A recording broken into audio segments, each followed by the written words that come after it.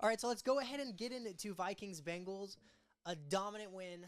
I was so glad to see this win. There was a point before half where I was like, bro, like I just feel like we're going to choke this game. And then we got another turnover, and I was like, Boba Fett fell. And I was like, yeah, this game's over. The first player we have to talk about, it has to be Isaiah Rodgers. 99.9 PFF grade, 2 forced fumbles, 2 defensive touchdowns, a pick six was one of them, and a beautiful pass breakup on T. Higgins in the end zone, which I think kind of got brushed under the rug because of how great of a game he had.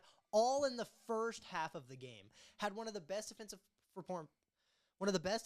performances in the first half of a game. That just blows my mind. That's as for right now, it has to be the best free agent.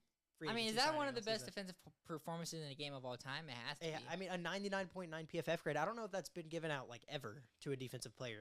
It might not have been given out ever to a defensive back, but shout out Isaiah Rodgers. What a beautiful game.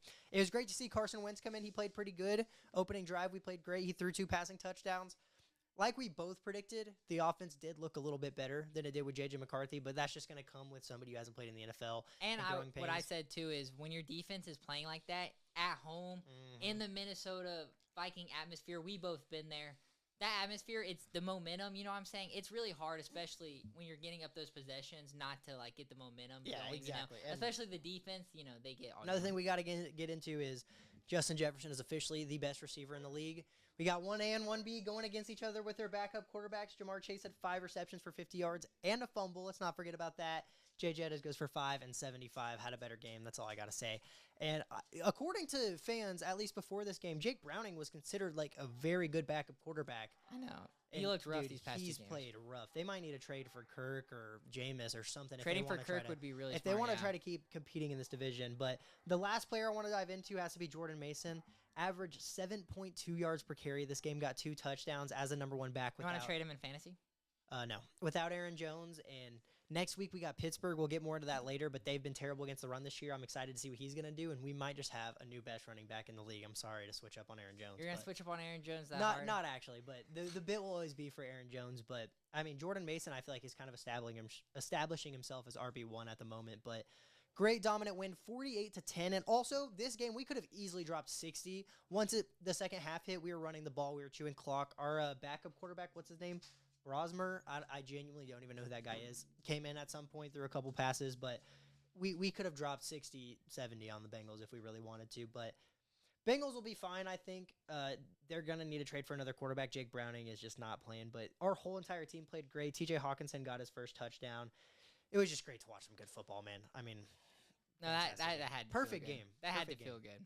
That had to feel good. This was one of the best games. Do you think you sent me the clip where it's J.J. McCarthy right now? It's that one famous backup. He's like, yeah. What does he say? That's a great throw for a backup quarterback. Yeah, great for a backup quarterback. Yeah. So in the regular season, Kevin O'Connell is 15-3 with ginger quarterbacks. That's so funny. So I don't know. Maybe Carson Wentz is QB1. Not actually, but I'll never switch up on JJ. But I know. But also, did you notice the offense was kind of ran differently?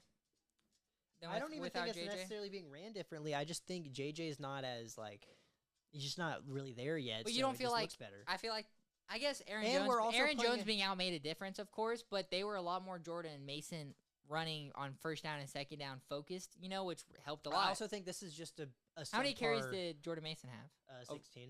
That's it?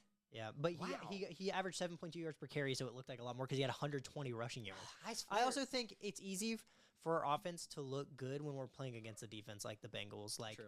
So, we're going to be going up against a defense that hasn't been playing very good against next week, so I guess we'll see if that's going to continue. But it's very relieving seeing our backup quarterback being able to come in and manage the game pretty well and put up some points on offense. So if defense keeps balling out, I think we'll be fine by the time JJ gets here. So that's all I got.